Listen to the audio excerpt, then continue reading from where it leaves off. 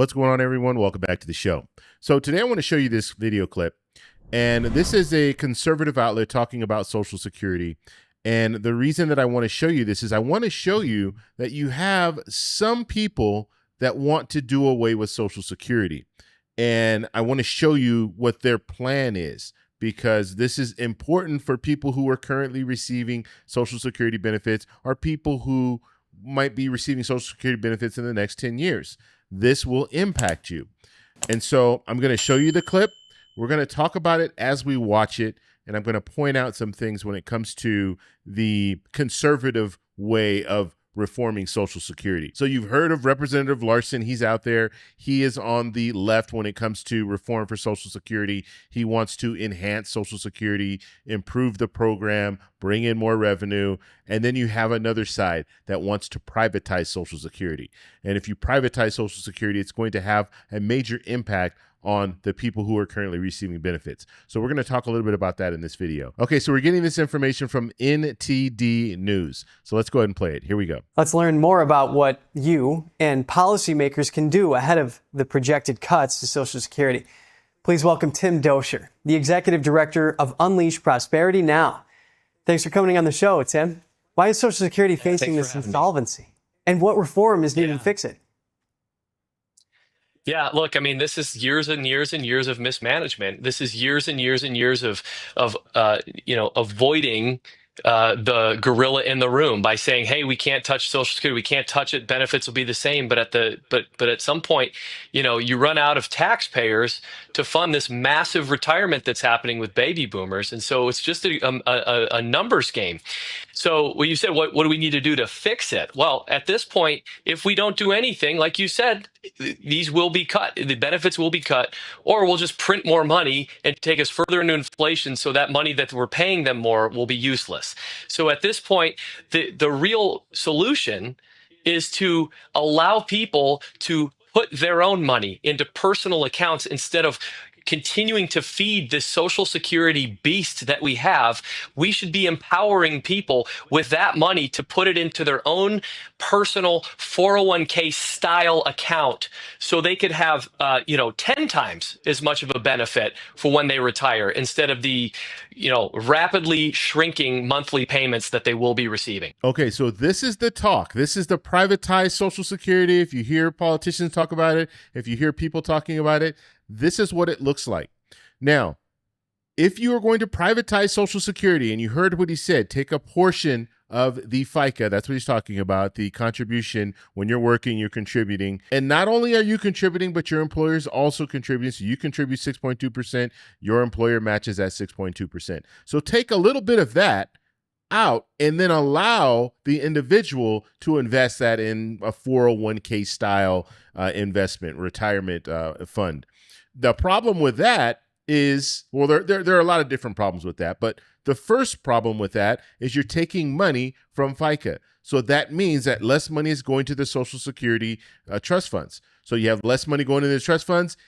We'll be looking at a situation where the people who are currently receiving benefits, they're going to see that cut even sooner.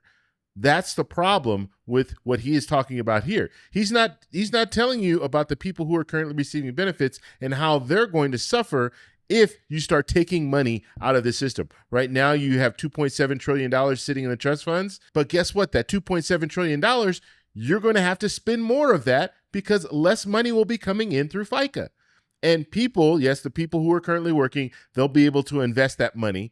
But another problem with investing that money is it could run out. So you have a 401k style investment. Just like 401ks now, you have people who are retired and they run out of their 401ks. And guess what they have to do? They have to go back to work, or they're not going to have any money. They're not going to survive. And so one of the good things about Social Security, it's a pension that you'll receive for the rest of your life. So if you privatize Social Security, you're going to allow someone else to invest your money, which means that there's going to be commissions. They're going to make money off of this. And that's a lot of money that people can make as a result of privatizing Social Security. Right. Reading online about this, people can make a nest egg, 401k, maybe get some rentals that can help tide them over. But so let me get this straight. What you're saying is reduce the payroll taxes a bit, give people a little bit extra money, and they could put that away so that they have their own funds to tide them over, right? Well, we're saying that instead of putting it into the Social Security Trust Fund, which is very mythical, mysterious, and who knows how it's handled.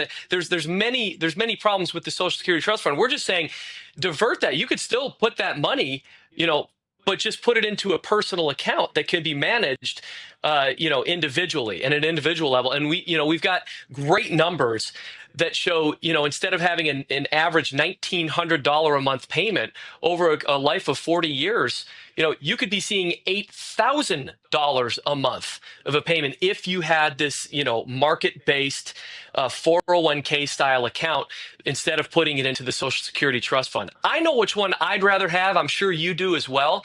It's just a matter of being able to communicate that on Capitol Hill without people saying you're cutting benefits. And that's the politics that has taken us to where we are. So you heard what he said, $8,000 a month. You could be seeing that. Now, just think of it this way. We have a 401k system currently right now. People are investing. They're working and they're investing their money in 401ks. Do you see those people when they retire? Do they have $8,000 per month that they receive? No. And as I stated, a lot of those people, they run out of their 401k. And so you can't listen to people like this telling you, look, well, you could see $8,000 a month. That is just that's a flat out lie. Because if that were the case, then you wouldn't even need Social Security to begin with. You could just invest in 401k. But that's not what's going on. People are investing in 401ks. They have their retirement set up in a 401k. They still need Social Security. So he is really, this is one of those situations where you have someone that will tell you something and it sounds too good to be true. And guess what? That's not true.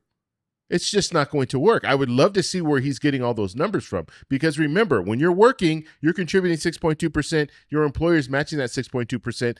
They're only talking about taking a portion of that, a smaller percentage that you can invest in a 401k style plan.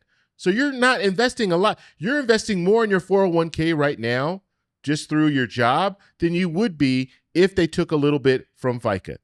So it's impossible for us to see this $8,000 per month return.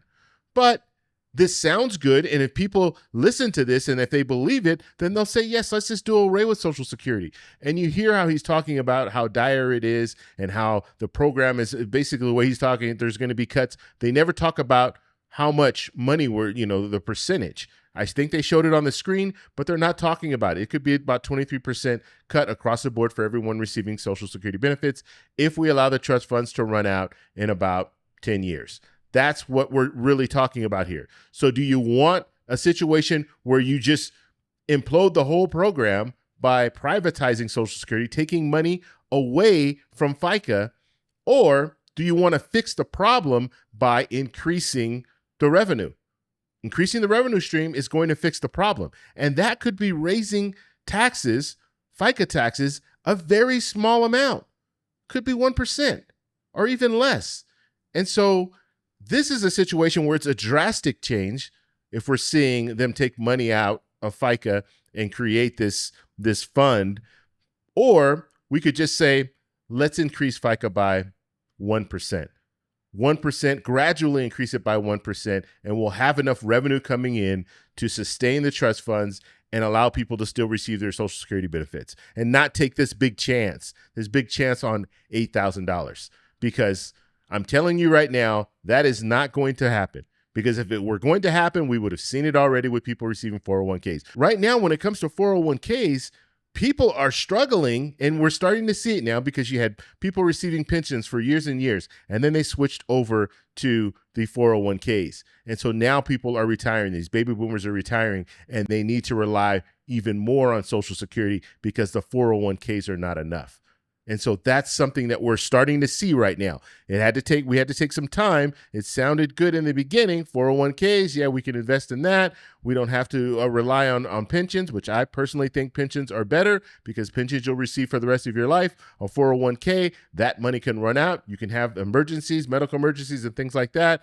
And now you spent all that 401k money and you have to go back to work. Very interesting. Yeah. So thanks for explaining that. The one big beautiful bill, though, that was signed by President Trump reportedly states that when the trust funds for Social Security and Medicare deplete, their reserves then just turn into a pay-as-you-go system. So the checks are only based on the incoming tax revenue. Thus, the cuts, because they'll have a shortfall. Did Congress put enough thought into this when drafting the big bill?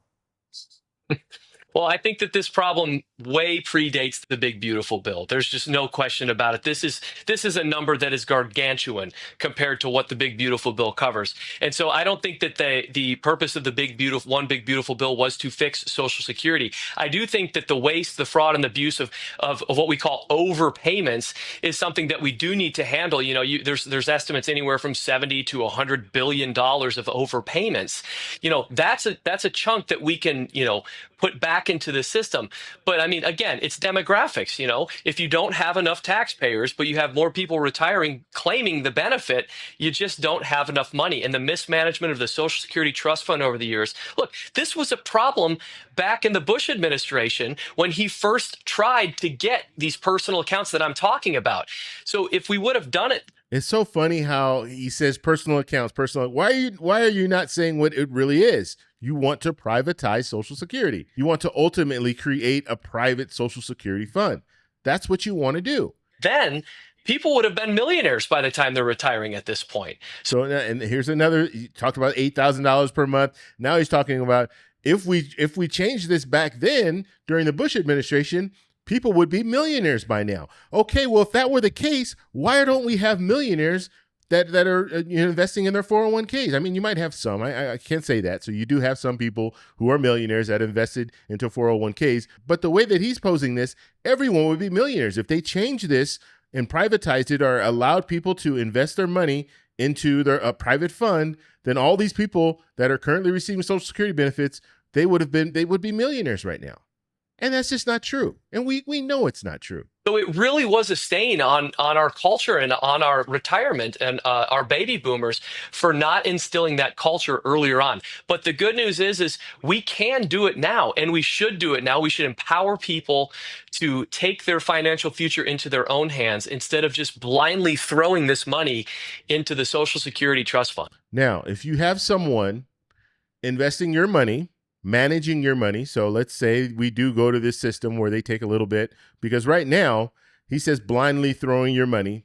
We all know that the federal government can back the money. When it comes to managing money, that's a lot different. You could invest in a 401k. That doesn't mean that you're guaranteed a return. You could actually lose money in this whole situation. If the economy tanks, you could lose money. And so this is a risk. And they're not talking about the fact that this is a risk. So you can spend all of your years working and putting your money into this private fund. And then when it comes time for you to retire, if the economy is really bad, if we fall into a recession, it will impact that money that you have in that fund. I hear you. And here's the rhetorical $25 trillion question. Will Congress raise that payroll tax from like 12 something up to 16 something in order to close that long-term 75-year budget shortfall? But anyway, I mean, Tim, more to say on that, but just Axios reports that policy observers view the event of Congress just letting these cuts to people's checks happen as very unlikely. I know what your solution is, but realistically, if they do act, what would that look like? I mean, benefit cuts for people who make more, higher payroll taxes, raising the retirement age, which is very unpopular among Americans, or your solution? Well, my solution is the private account, 100%. That's my solution. Save now because the government's not going to take care of you. So that's my solution. But what they're going to have to do is, like you said, they're going to have to consider and debate raising taxes. Now, I know many people who have taken a pledge who have said, you know, on the right side of the aisle, the Republican side, who said they're never going to raise taxes. That's not something they're going to do. So what do? Well, I guess you're just going to have to grow the economy more. If you're not going to make, if you're not going to raise taxes, you grow the economy, and you may have to make some additional cuts to benefits if you're going to make this work. Now, you heard what he said there. You have some politicians on the right that say that they're never going to raise taxes. And think about this: we have a $36 trillion debt right now. If you're never going to raise taxes, the only thing that we can bank on is our economy is doing really well. But even when our economy is doing well, we still spend a lot of money. The big, beautiful bill, that's going to add $3 to $4 trillion to our national debt in a 10-year span. So we're not saving any money. And so by him saying that, you know, well, if our economy is doing really well, then it will help Social Security. It will. However, We know the track history of politicians. And then also he said they might have to make some cuts to Social Security in order to prolong the trust fund. You heard him say that. And so when you have other politicians out there saying, we're not going to cut Social Security, we're not going to cut Medicare and all this stuff, guess what? Some politicians, their plan is to cut Social Security, and that's a reality. The key here is to take this as an opportunity to say, look, these cuts are coming. This isn't the first time we've had a report like this saying Social Security benefits will be cut, in the future. This is not the first time. Thing. Correct. And so it's another opportunity to communicate. This is what we have the opportunity to do. This is what we say, a golden opportunity to finally take our financial future back into our own hands and not have to debate whether or not we're going to have to raise taxes, and saddle the economy with more inflation because we're just printing money and sending checks out. By the way, we printed money to send checks out during COVID, and we saw what happened.